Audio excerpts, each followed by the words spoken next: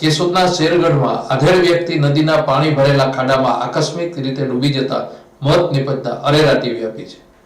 પોલીસે પરિવારના સભ્યના નિવેદનના આધારે આકસ્મિક મોતની નોંધ કરી તપાસ હાથ ધરી છે.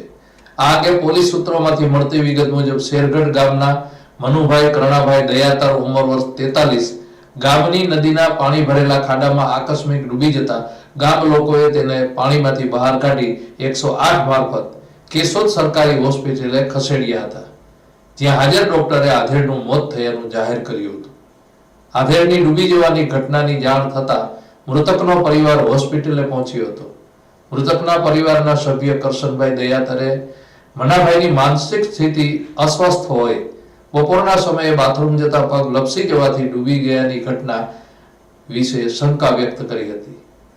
મહિયા ક્ષત્રિય સમાજના પ્રમુખ મહેન્દ્રસિંહ ઉર્ફે મોહનભાઈ યુવાનો સાથે દોડી આવ્યા હતા અને મૃતદેહ બહાર કાઢી કેશોદ સબ ડિસ્ટ્રિક્ટ હોસ્પિટલે લાવવામાં આવ્યો હતો.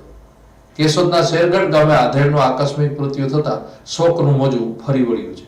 પોલીસે પરિવારના સભ્યોનું નિવેદન નોંધી તપાસ હાથ ધરી છે. ભાઈ દયાતર, રહેવાસી શેરગઢ. હું ખેતી ધંધો કરું છું. જે અત્યારે હું આવેલો ખેતરે અને મને એક ગામમાંથી ફોન આવેલો કે તમારા બાપાના દીકરા નદીમાં પડેલ હોય એવી શંકા છે.